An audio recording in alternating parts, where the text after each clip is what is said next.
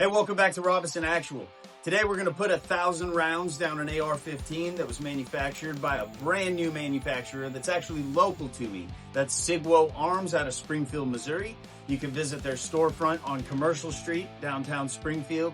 They've got suppressors, they got firearms for sale, and they manufacture 3 of their very own rifle designs already.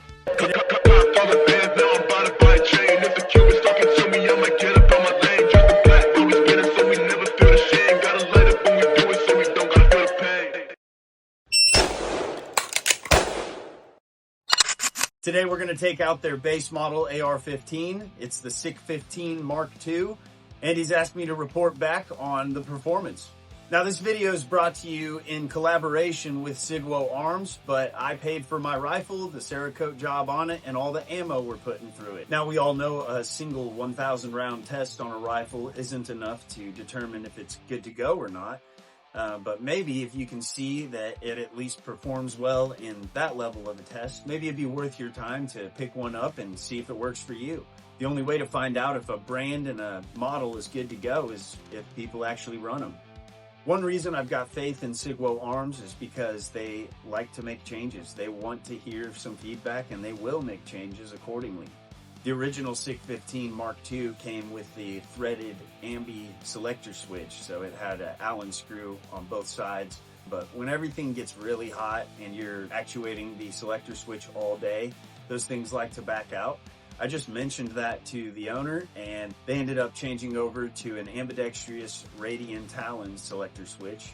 And that's just an ambi selector that doesn't have any threads involved. It's got a detent pin, so it's way less likely to back out and give you issues later on.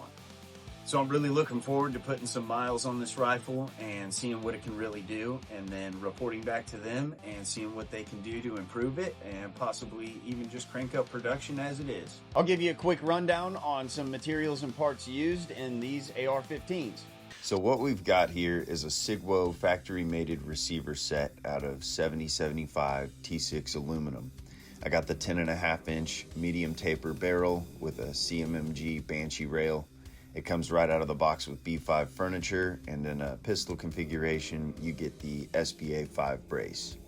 The CMMG drop-in cassette trigger that this one came with is now an optional feature. I talked them into building them with the LaRue MBT2 trigger instead, and they'll also be coming with the Sigwo Arms Warhammer charging handle from now on as well. Overall, they did a great job on the selection for things like the lower parts kit, buffer spring. I'm digging the extended paddle on the bolt catch right here. It also comes with their very own in-house machined and designed muzzle device. It's got a Plan B adapter, so you can just thread your suppressor right over it, and it also comes with a CMMG zeroed adjustable gas block. So you've got the 4140 chromoly barrel with the salt bath nitride finish, the 8620 steel chrome lined bolt carrier, and a 9310 steel bolt with a 4140 steel extractor. So it checks out as far as materials used when it comes to an affordable option. So let's go dress it up a little bit and we'll see how this company did to make the materials work together.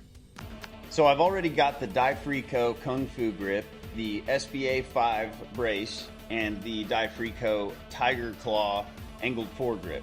Next thing I'm going to add is the EOTech XPS3. This is going to give me a night vision compatible holographic optic, and I've got a riser to accommodate for both night vision and my lanky neck. And guys, if you're going to be adding your own accessories to rifles and stuff, make sure you have the proper tools. I highly recommend the Wheeler Fat Wrench. This is a inch-pounds torque wrench, and this is going to make sure you don't mess up all your expensive mid-tier gear. All right, next we're going to add a little bit of light to this thing. I've got a Surefire Mini Scout Pro with an M-LOK mount. All right, now let's add the sling.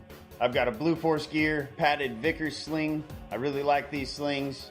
QD mounts on the ends, and I've got an M-LOK QD adapter on the rail. So now we're ready to put this thing to work. Let's go put 1,000 rounds down it. We'll do 500 without a suppressor and then 500 with a suppressor. All right, we just pulled up to the range. Let's go put 1,000 rounds through this thing.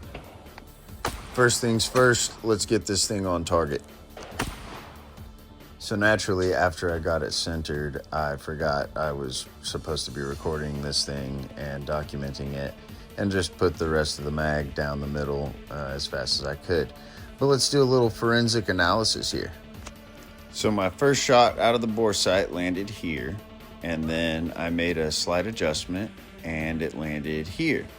And then I made another adjustment and it landed here. And then I said, oh, you dummy, I'm adjusting the windage the wrong way. So then I put it the right way and slowly creeped my way to the center of the target. So now we're gonna check our gas and we're gonna compare the ejection of our casings to this little diagram here. And we're gonna overlay it over the rifle while I shoot. And it looks like we are just about where we wanna be. And then I started the long process of putting 1,000 rounds downrange and actually aimed at the target, wasn't just shooting at the berm and kicking up dirt for the day, trying to develop some skills while I'm at it, you know what I mean?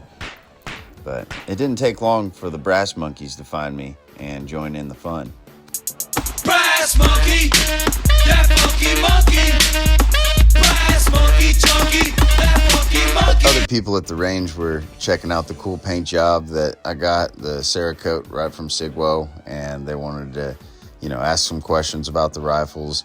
And a lot of new shooters are out there at the public ranges, and it's a good opportunity to let people kind of handle some guns that they don't normally get to shoot. And I love giving people a chance to shoot a gun for the first time or shoot a certain kind of gun for the first time. And this little 10.5-inch AR-15 with in 5.56 is just a little cannon.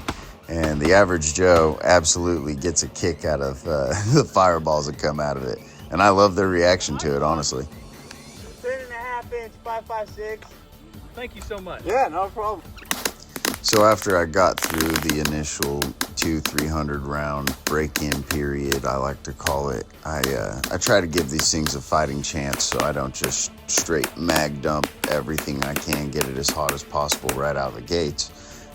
But later on, after we hit, that 250, 300 mark, then I started, getting it hot and just reloading quick and getting the next mag down. And that rail gets hot, but, that's what I got the glove for and the foregrip. And then I got to throw the suppressor on it and put 500 rounds down it with the suppressor. And that's where we got our first failure.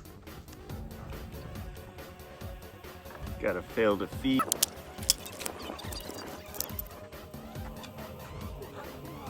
Must be cold out.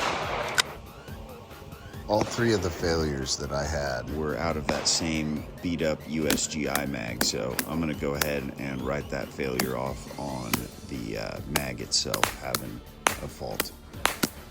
And I even let it run over gassed like this just because I wanted to see how it reacted to having extra wear and tear beyond what, ideally you want to set your rifle up to have.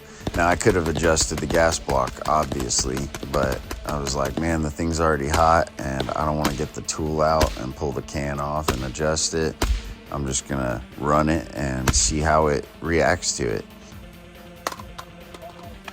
Yeah, man. You want to shoot it?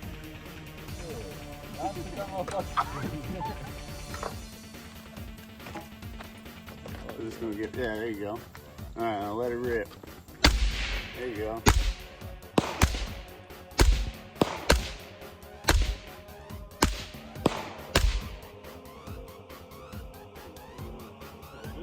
Right, yeah, it gets gassy with that suppressor on there for sure.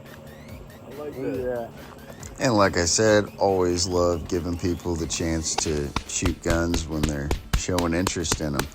So here we go, back to work. This thing did absolutely great compared to the test I put it up against. I mean, I didn't clean it at any point in this 1,000 rounds, and I added some Lucas gun oil twice. Once before I even fired any round, and then once right before I put the suppressor on. And it's just eating the ammo, not jamming up. The gas rings are fine. And like I said before, it comes with super solid parts for the price point. And if a buddy of mine calls and says that he wants to set up his very first AR-15 and he wants it ready to throw a suppressor on it, and just he wants to skip the whole budget build phase, I could confidently send him to the SIC-15 Mk2 and know that he would only grow from there because he's actually getting a taste of some quality parts. So that was 1,000 rounds of 5.56 through the SIC-15 Mk2 from Sigwo Arms. I'm super happy with the way it performed. We only had 3 failure to feeds. USGI super salty beat up metal GI mags. So I'm gonna go ahead and blame those for the failures we had. But other than that, everything stayed together. The thing about Sigwo Arms is that they are brand new, and for them to even have the nuts to try to produce something like this, I love it, because their goal is to have, in their words, a mid-tier rifle that's affordable but geared towards high-quality materials. Now, if you're brand new to the AR-15 and you've heard they're super easy to modify, you could totally go pick up a CMMG Banshee for $14.99. And then throw a LaRue trigger in it for $115, get the B5 grip for another $20, get the SBA 5 brace on sale for $99, and then spend another $65 on the Radian Talon selector switch, another $80 on the CMMG adjustable gas block, and then a muzzle device with a Plan B adapter for another $75, and then $50 on the Warhammer charging handle. You're going to be in it a little over 2 G's. And then you got to find people that actually want all of the CMMG parts that you replaced on the original Banshee. Or you can just pick up the SIC-15 Mk2 for 1,200 beans in any Cerakote color you want. So as much of a brand snob as I might come off as, I am absolutely willing to try new brands and test out brands that are coming new to the market. I'm not just stuck in my ways kind of deal. The market is always changing. The technology is always changing. And I really enjoy trying out new platforms, new rifles, new designs, new manufacturers, and just giving another local brand a chance to kind of get their name out there and give them a chance to perform. So far, the materials, metallurgy, and quality control are checking out, but everyone knows the only way to check out true quality control and customer service is to have more of them out in the market and just get the feedback from them. I'm real happy with mine. I'm going to run it in a match next week, and we'll be keeping tabs on the performance. Thanks for watching. We'll see you next time.